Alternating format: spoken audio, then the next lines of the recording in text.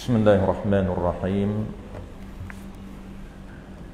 Alhamdulillahilladzi arsala rasulahu bil huda wa dinil haqq liyudhhirahu 'ala ad-din kullihi walau karihal kafirun. Asyhadu an la ilaha illallah wahdahu la syarika lah. Asyhadu anna Muhammadan 'abduhu wa rasuluhu. Salawatullahi wa salamuhu ala hadzal nabiyyil karim wa imamil muttaqin wa qaidid du'atil mujahidin wa ala alihi wa ashabihi ajma'in. Allahumma 'allimna ma jahilna wanfa'na bima 'allamtana waj'alna minal mukhlisin. Wa sallallahu ala sayyidina Muhammadin wa ala alihi wa baraka wa sallam walhamdulillahi rabbil alamin, amma ba'd. Terlebih dahulu marilah sama-sama kita menyatakan setinggi-tinggi kesyukuran kehadrat Allah Subhanahu wa taala kerana dengan limpah kurniaannya sekali lagi kita diberi kesempatan dan peluang untuk sama-sama menyambung kembali pengajian kitab kita yang kita berhenti hari itu tuan-puan, last hari itu tak silap bulan 3 kita berhenti tajuk urutan wali, urutan wali itu kita akan bincang pada malam ini. Susunan wali nikah terbahagi kepada 45 jenis ataupun 45 orang. Kita akan sebut secara urutan, walaupun kita tak ingat tuan-puan, kita tak hafal, tak menjadi isu, sebab ini sebagai info, sebagai ilmu tambahan kita. Biasanya kita belajar bab wali ini lebih kurang 4-5 orang sahaja yang kita tahu, tanpa kita mendetailkan urutan ataupun susunan wali dalam mazhab kita terbahagi kepada 45. Yang ke-45 itu ialah qadhi ataupun hakim. Yang ke-45 ialah qadhi dan hakim. Ini tajuk yang kedua daripada subtopik munakahat ataupun nikah dalam kitab kita ini. Tajuk yang pertama itu antara intipati yang paling penting yang difokus oleh pengarang kita. Tajuk yang kedua ini dia lebih mudah, biasa saja, berkaitan dengan rukun nikah. Rukun nikah, dan kita akan detailkan rukun yang pertama iaitu wali. Muka surat 5, kalau dalam kitab kita muka surat 5, bermula makna nikah itu kita dah bahas, kita dah bincang. Yang kedua, rukun nikah itu 5 perkara. Itu yang kita akan sambung pada malam ini. Bermula rukun nikah itu 5 perkara. Baik, makna nikah kita dah tahu. Sebelum daripada ni kita dah sebut secara detail. Dia merujuk kepada satu akad. Dipanggil nikah ini merujuk kepada satu akad ataupun satu kontrak yang mengandungi ijab dan qabul, ataupun mengandungi rukun-rukun nikah dengan sempurna. Itu secara detail. Adapun secara harusnya, apabila kita sebut nikah, dia panggil akad yang mengharuskan wati perempuan. Itu paling pendek. Akad yang mengharuskan wati perempuan dengan beberapa syarat. Ini syarat itu refer kepada rukun. Itu dipanggil makna nikah di dalam sistem syariat Islam. Baik, kita terus kepada rukun. Maka rukun nikah itu 5 perkara. Pertama daripada 5 iaitu wali. Wali ni orang yang berkuasa untuk akad nikah perempuan tersebut, itu dipanggil wali. Wali ni orang yang diberi power, tu makna wali. Wali ni dia merujuk kepada kuasa yang Allah beri kepada lelaki itu. Wali ni orang yang diberi kuasa oleh Allah Ta'ala, oleh syarak. Kuasa apa dia? Untuk membolehkan ataupun membenarkan akad nikah perempuan tersebut. Itu dipanggil wali. Kalau wali nikah, dia ada dua tuan-puan level wali. Pertama wali nikah, yang kedua wali yulma. Dalam syariat kita dia ada dua wali. Pertamanya wali nikah yang popular kita faham, ada 45 yang kita nak bahas malam ni. Yang keduanya ialah waliyul malun. Makna sama, beza ma di belakang. Wali ni orang yang diberi kuasa. Jadi dia ada power. Syariat beri kuasa kepada dia untuk apa? Kalau wali nikah, untuk mengangkat nikah perempuan. Satu lagi wali dalam muamalah, dia bidang berbeza, tapi syariat sama dalam bab syariat, bukan dalam bab akidah. Jadi syariat kita ni tuan-puan, Allah gubal ada 3 komponen. Komponen pertama dia panggil ibadat. Syariat yang nama ibadat. Syariat ni dia merujuk kepada tata cara, tu panggil syariat. Tata cara ataupun tata kelola ataupun peraturan, tu dia panggil syariat. Allah gubal. Pertamanya dia panggil komponen pertama syariat ibadat. Tata cara berkaitan dengan ibadat. Dia ada protokol nak buat ibadat. Allah dah gubal protokol tu. Dia tak boleh ejaz. Tak boleh kita nak ejaz. Modified tak boleh. Yang kedua dia panggil tata cara berkaitan dengan sistem muamalah ataupun sistem ekonomi, jual beli, pinjam meminjam, pajak gadai, hutan. Itu dia panggil sistem ekonomi. Dan yang ketiga, komponen ketiga dia ada 4. Komponen yang ketiga syariat dia panggil jenayah.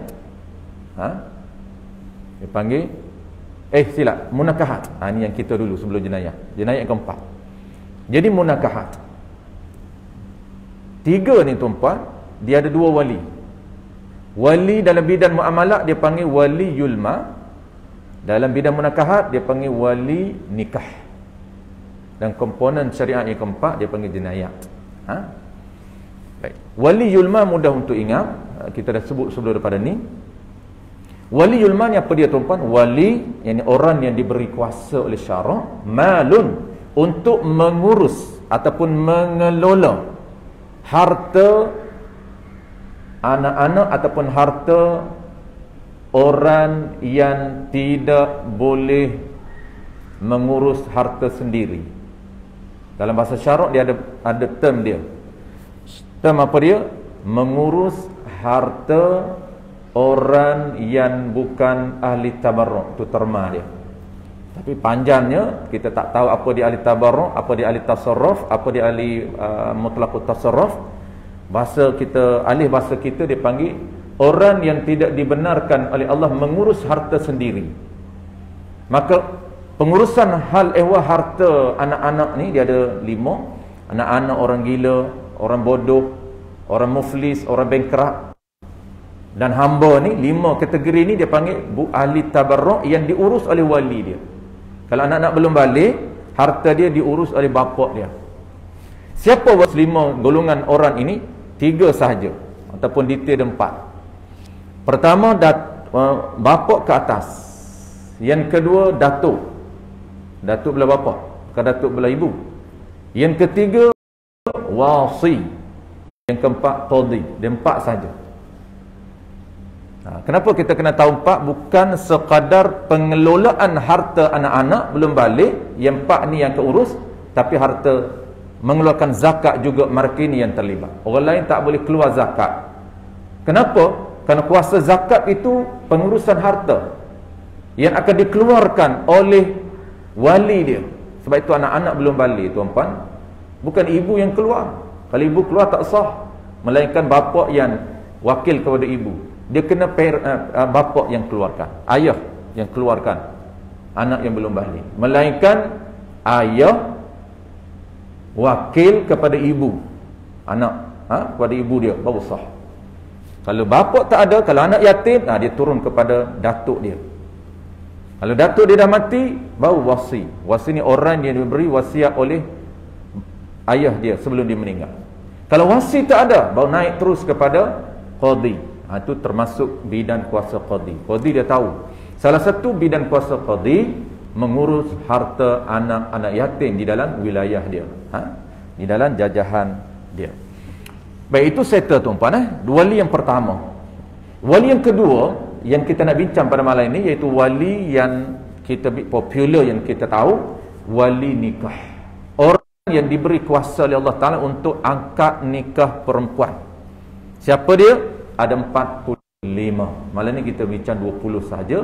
Baki itu insyaAllah bulan depan. Baik, qala al-musannif rahimahullah subhanahu wa ta'ala. Pertama daripada 5 rukun, iaitu wali. Keduanya, rukun yang kedua, keduanya 2 orang saksi. Ini juga kita akan detailkan ciri-ciri saksi. Bukan semua orang boleh jadi saksi. Ketiganya lelaki. Nak kahwin kena lelaki. Tak boleh kahwin dengan perempuan sesama perempuan, tak sah. Walaupun dia claim dia itu perempuan, tetap tidak merubah hukum. Walaupun dia claim dia perempuan, dia dah buang, dah operate dah, buang dah dia punya pedan dia, tinggal umbi je, tetap hukum tidak boleh ubah. Sentuh dengan dia tak batal wudu, dia tetap wajib sembahyang Jumaat, wajib hukum menekan dia supaya dia berpakaian cara lelaki, tak mampu mengubah hukum. Lepas tu ketiganya lelaki, tak sah kahwin lelaki sama lelaki. Keempatnya ialah perempuan, yang ini lelaki dan perempuan. Dan kelimanya ialah ijab dan qabul.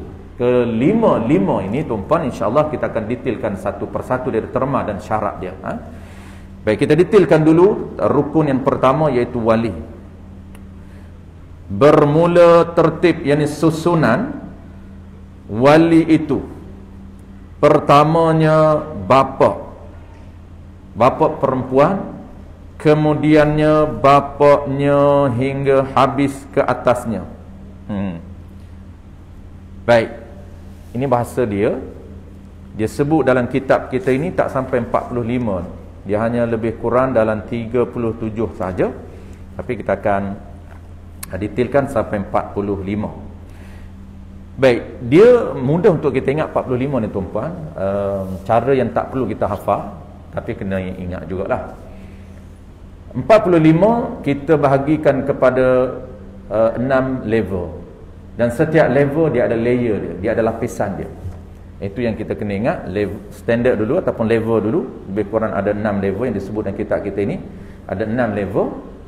Dan setiap level itu dia akan ada layer dia, ada pelapisan dia. Lapisan pertama, kedua, ketiga, keempat, kelima, keenam, ketujuh, ke-8. Ada 8 lapisan sampai ke bawah.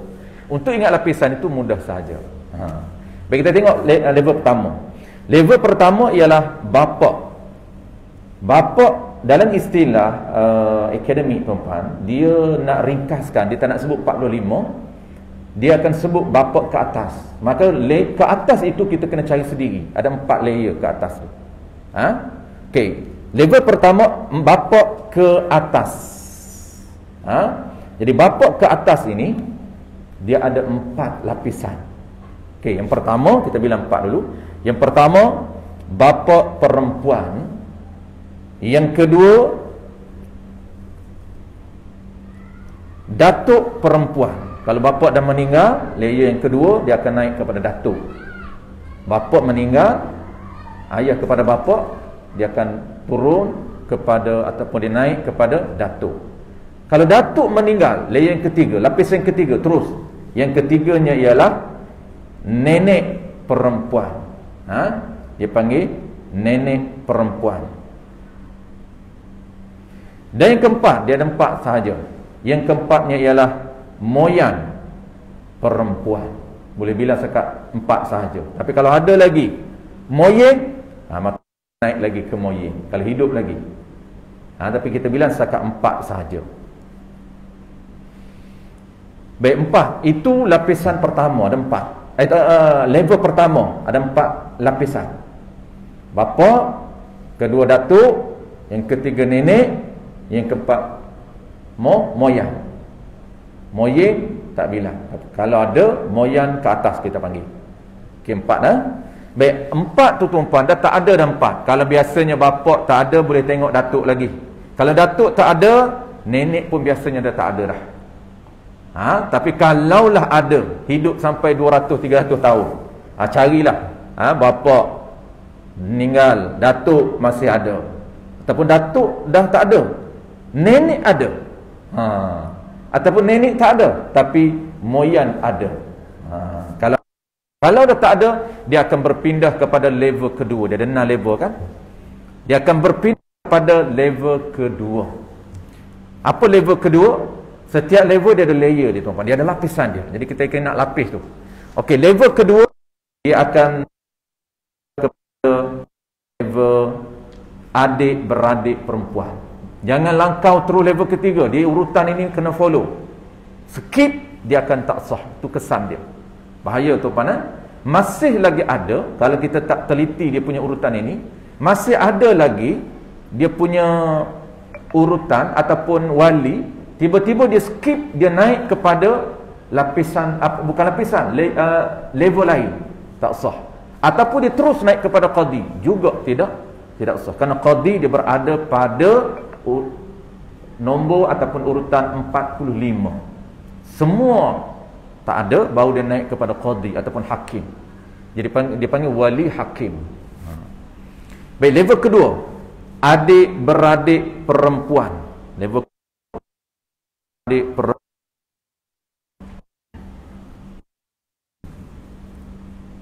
Bapak saudara level ketiga.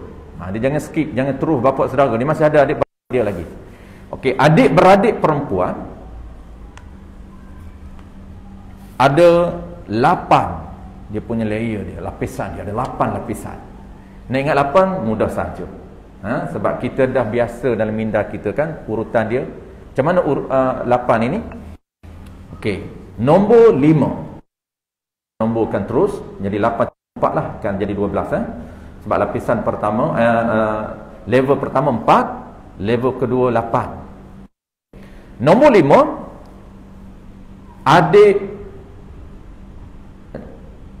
adik-beradik perempuan seibu sebapa. Adik-beradik perempuan seibu sebapa. Kita guna bahasa kita dulu, kemudian kita akan baru baca kitab. Kitab tu dia bahasa lama. Okey, nombor 5, adik-beradik perempuan seibu sebapa. Yang lelaki lah wali ni. Contohnya perempuan yang nak nikah ni, dia ada 5 orang adik-beradik. Kelima-lima orang adik-beradik ni lelaki. Nak pilih yang mana?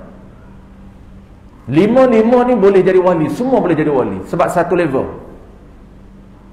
Nombor 5 urutan dia berada nombor kelima-lima wali ni, kelima-lima adik-beradik dia ni, apabila ayah dia meninggal, wali itu berpindah kepada adik-beradik lelaki. Tak perlu cari bapa saudara lagi, adik-beradik dia masih ada. Maka contohlah dia ada 5 orang, semuanya abang dia dan adik dia lelaki, dia sahaja perempuan tunggal. Lalu dia nak kahwin, siapa wali dia? Wali dia 5 orang adik dan abang dia ni. Isu dia ni tuan-puan, kalau 5 orang dia nak kahwin ke dia seorang saja, siapa yang boleh jadi wali? Kelima-lima sama level, sama standard, semua boleh jadi wali. Tapi bukan boleh angkat 5-5, seorang saja yang nak angkat. Siapa dia seorang tu? Ini kita akan bincang. Kita nak tahu secara umum saja pada malam ni, ke semua 5 ni boleh, cuma siapa yang terbaik. Akan datang kita akan sebut secara ringkas dulu. Yang terbaiknya ialah ada 2. Pertama, di kalangan orang 5 adik-beradik itu, siapa yang paling baik, yang paling soleh. Yang kedua, ciri yang kedua, yang ramai-ramai 5 itu, kalau semuanya soleh, siapa yang paling disukai oleh perempuan itu? Perempuan boleh pilih. Adik perempuan yang tunggal dia ni pilih, dia nak abang sulung dia, ataupun abang nombor 2, ataupun abang nombor 3, ataupun adik bongsu dia. Boleh. Baik, settle. Yang kelima. Yang keenam, ingat tuan-puan, cara bilangan dia, layer dia ni mudah saja, lapisan dia ni. Pertama, adik-beradik seibu sebapa. Yang kedua, kita bilang lapisan dulu, baru kita nomborkan. Yang kedua, dia akan turun apa? Dia akan turun adik-beradik sebapa. Seibu sebapa dulu. Kalau seibu sebapa tidak ada adik-beradik lelaki, dia akan turun kepada adik-beradik sebapa. Seibu tak? Seibu tak jadi wali. Ingat, adik-beradik sebapa saja, dia ikut bapa. Wali nikah ikut bapa. Seibu tak jadi wali. Yang ketiga, kalau adik-beradik sebapa tak ada lelaki. Adik-beradik seibu sebapa pun tak ada lelaki, mati dah. Adik-beradik sebapa pun tak ada, dia akan turun kepada lapisan yang ketiga. Lapisan ketiga siapa? Lepas adik tuan-tuan, dia akan turun kepada bawah, ke bawah anak saudara. Jadi dia akan turun kepada anak saudara. Habis anak saudara, dia akan turun kepada cucu saudara. Habis cucu saudara, dia akan turun kepada cicit saudara. Dia last kepada cicit saudara. Sebab tu jadi 8. Okey, kita bilang dia. Kita bilang sebelum kita nomborkan. Okey, adik-beradik seibu sebapa 1. Lapis yang kedua, adik-beradik sebapa. Lapis ketiga, adik-beradik dah habis, dia naik kepada anak adik-beradik, iaitu anak saudara.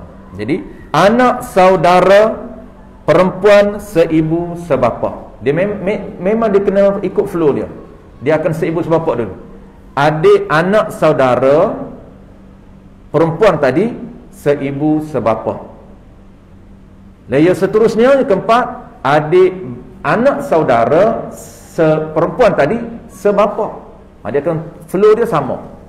Kalau adik-beradik seibu sebapa, ada adik-beradik sebapa, anak saudara seibu sebapa, anak saudara sebapa. Habis level anak saudara, dia akan turun kepada cucu. Mudah, adik-beradik, anak, cucu, cici. Itu dia punya layer dia. Cuma kembankan 4 jadi 8 tu sebab dua-dua. Seibu sebapa, seibu sebapa, itu jadi 8. Dia punya layer 4 saja, tapi kemban jadi 8.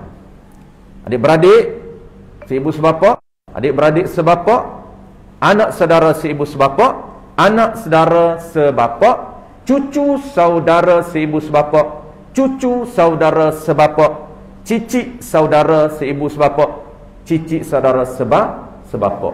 Habis dia punya 8 lapisan. 8 campur 4, 12. Baik, kita nomborkan. Nombor 6. Nombor 5 dulu. Nombor 5, adik-beradik perempuan seibu sebapa.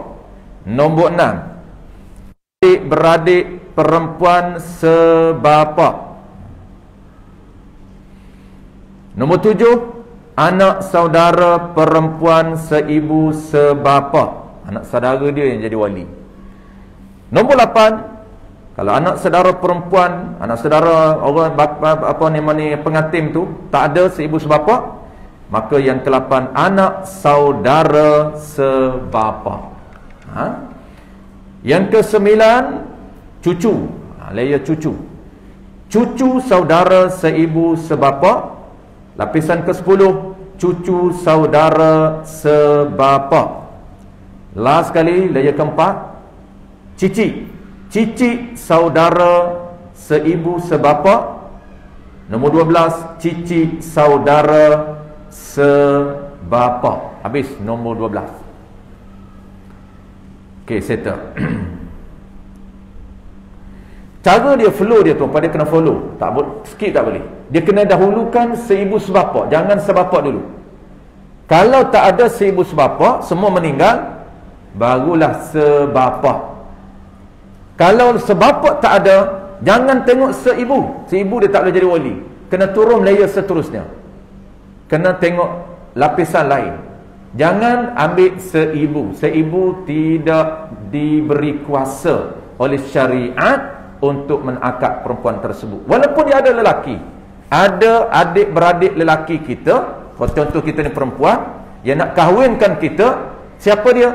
Adik-beradik lelaki seibu. Tak boleh jadi wali seibu. Kerana wali ni sanak dia, rangkaian dia hanya dari bapa saja. Sebab tu dia hanya seibu sebapa. Dia pindah pula layer lain. Okey. Habis 12 tuan-tuan.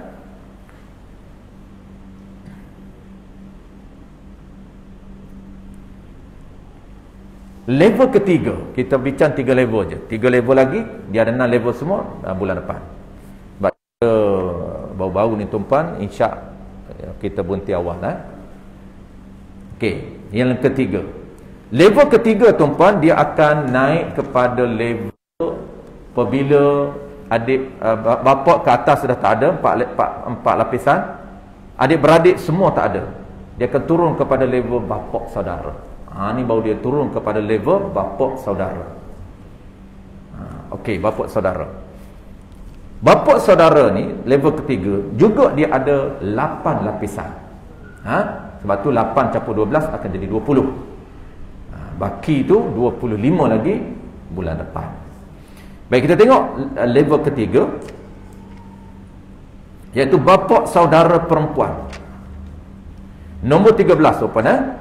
Nombor 13 ni bapa saudara perempuan tadi seibu sebapa. Kena cari bapa saudara dia yang seibu sebapa dengan bapa dia. Nampak complicated, tapi kalau kita tengok key dia ataupun kita tahu dah kunci dia, kita tak payah. Sebab kata kunci dia seibu sebapa. Seibu sebapa dengan apa? Dengan bapa dia lah. Sebab ini bapa saudara bapa dia. Bapa saudara bapa dia, bukan bapa saudara ibu. Tidak, dia tak akan turun kepada ibu. Sebab nasab, Allah berikan kemuliaan nasab ini di dunia bapa. Allah berikan kemuliaan dan title, kebesaran ataupun ketinggian ibu dengan cara lain. Sebab tu mati disanakkan kepada ibu. Bapa biasa dengar baca telkin kan? Ibu, bin ibu. Dia hakikat kita ni, bin sebenar kita ni, bin tu tuan-puan bahasa Melayu tapi diambil daripada bahasa Arab. Bin tu anak lelaki. Kalau binti tu anak perempuan. Itu kehebatan orang Melayu kita dulu. Dia ambil bahasa Arab tanpa diterjemah. Sebab kalau dia terjemah panjang, macam saya, Azhar anak lelaki Ramli, jadi macam jadi kawan kita juga lah. Dan kata India kawan kita. Dia sebenarnya kawan kita, dia terjemah full. Arumugan anak lelaki sekian-sekian. Kan? Kita daripada bahasa Arab itu kita ambil direct, tak ubah. Cuma kita ubah baris saja. Azhar bin bin Ramli, maknanya ibnu, anak lelaki Ramli. Kalau binti, yani bint, ba nu ta, bintun, ini anak perempuan. Jadi daripada bintun itu dia bubuh binti, dia baris di bawah orang Melayu kita. Tu dia ejah lah tu. Dia nak jadi melayukan Arab. Jadi anak perempuan. Jadi bintu, anak perempuan. Zainab, anak perempuan Bakar. Anak perempuan Bakar. Baik. Nombor 13 tuan-puan, ibu ataupun dia panggil bapa saudara seibu sebapa. Yang bapa saudara perempuan seibu sebapa. Nak habis dah kita ni. Tak dengar. Alik tu main menikah dah. Wali bau ni tak habis. Bau duk wali bau ni. Tak jumpa wali menikah. Baik, nombor 14. Okey, dia tuan-puan, saya sebut lapisan dulu baru mudah tuan-puan nak ingat lapisan. Sebab kalau ibu adik-beradik mudah. Lapisan. Bapa saudara pun sama juga. Dia punya adik-beradik kan layer dia mudah. Adik-beradik sibuk sebapa turun kepada anak, turun pada cucu, turun pada cicit. Konsep tu dia akan kita apply sama dengan level lain. Konsep adik-beradik turun kepada anak, turun cucu, turun cicit. Kalaulah adik-beradik pula, kalau anak saudara adik-beradik seibu sebapa, anak sebapa seibu sebapa, cucu seibu sebapa, kembar dua-dua. Okey, tengok pula bapa saudara, dia punya lapisan macam mana. Bapa saudara ni tuan, lapisan yang kedua, dia akan turun kepada lapis yang kedua. Kita tengok lapis dulu. Lapis yang kedua, dia akan turun kepada anak. Bapa saudara seibu sebapa, bapa saudara sebapa, turun pada anak dia. Anak bapa saudara ni sepupu. Turun kepada anak bapa saudara seibu sebapa, anak bapa saudara sebapa. Anak dah habis, dia anak. Turun pada cucu. Konsep itu sama. Turun kepada cucu. Cucu apa? Cucu saudara bapa kita, bukan cucu kita. Cucu bapa saudara kita ada cucu dia. Yani cucu bapa saudara. Tu. Cucu bapa saudara yang seibu sebapa, cucu bapa saudara kita sebapa yang nak jadi wali kita. Habis layer cucu, dia turun kepada cicit. Tu kata konsep ni mudah untuk kita faham. Sebab kita dah tahu anak, cucu, cicit. Apabila cucu dah habis, dia akan turun kepada cicit lah sekali. Cicit bapa saudara seibu sebapa, cicit bapa saudara sebapa. Okey, habis. Tengok kita nomborkan. Nombor 13, bapa saudara perempuan yang seibu sebapa dengan bapaknya. Nombor 14, bapa saudara perempuan yang sebapa dengan bapaknya. Bolehlah dengan bapaknya belakang takut pening. Jadi bapa saudara perempuan yang sebapa, bukan sebapa dengan perempuan, sebapa dengan bapak dia, sebapa dengan perempuan dia beradik dia. Jadi sebab tu kita bubuh di belakang tu untuk nak mengelakkan kekeliruan. Jadi bapa saudara perempuan yang sebapa dengan bapa. Nombor 14. Nombor 15. Nombor 15, anak bapa saudara perempuan yang seibu sebapa dengan bapa. Anak dia, sepupu kita lah. Jadi sebab tu wali, sepupu boleh jadi wali. Wali yang ke-15. Sepupu kita ni wali yang ke-15. Anak bapa saudara perempuan yang seibu sebapa. Sebab kita yang perempuan yang nak kahwin, sebab tu kena buat bapa saudara perempuan. Yang ke-16, kalau anak bapa saudara perempuan seibu sebapa, ingat yang ke-16 dia jadi sebapa, iaitu anak bapa saudara perempuan yang sebapa.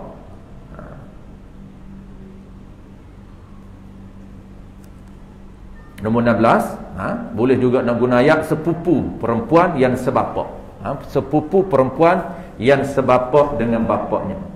Okey, nombor 16. Yang ke-17, dia layer terterusnya. Apabila anak dah habis, layer cucu. Anak sebab seibu sebapa, anak bapa anak bapa saudara dia sebapa. Yang ke-17, cucu. Cucu bapa saudaranya yang Silap. Sekejap nombor 17. Silap, sorry. Nombor 17 ni saya langkau tadi. Cucu saudara seibu sebapa dulu. Okey, nombor 17, cucu bapa saudara yang seibu sebapa. Okey, nombor 17. Nombor 18. Nombor 18, cucu bapa saudaranya yang sebapa dengan bapaknya. Mudah je, kita dah tahu dah, kan? Yang ke-19, layer cicit. Dua kembar dia. Layer 4 layer ni kembar 2, jadi 8. 8 campur 8 campur 4, 20. Okey. Nombor 18, cucu bapa saudaranya yang seibu sebapa dengan bapa. Jadi cucu bapa saudara kita, cucu pak menakan kita. Orang Kedah kata pak menakan. Jadi cucu pak saudara kita boleh jadi wali kita yang seibu sebapa. Nombor berapa? Nombor berapa tadi? 19 kan? Saya pada pening dah. Nombor 19. Ya, nombor 19 Tak apa tuan-puan tak bersilap nombor tak apa. Yang penting cukup 45. Sebab bukan nak jadi tok qadi ni. Ni info sahaja. Ni ilmu untuk kita orang panggil recall balik. Kalau tidak ilmu dia pupus. Hanyalah berada pada qadi je. Orang biasa tak tahu dah. Jadi itu antara benefit ataupun kelebihan untuk kita belajar. Nombor 19 tuan-puan, cucu bapa saudara yang seibu sebapa. Dan nombor 20, cucu pula, cicit. Nombor 19 cicit. Cicit. Layer last. Cicit bapa saudara yang seibu sebapa. Dan nombor 20 cicit bapa saudara yang sebapa. Nombor 20. Habis. InsyaAllah nombor 21 dia akan naik ke lapisan keempat. Dia ada 6 lapis, 6 level, silap 6 level. Level keempat dia akan pindah kepada level datuk saudara. Ini makin dalam, makin tak ada dah. Tapi just kita nak bilang saja, cukup 45. Level yang keempat, level kelima, level keenam makin tinggi ataupun makin dalam. Dia makin ke dalam. Makin ke dalam ni makin pupus. Orang panggil makin tak ada dah.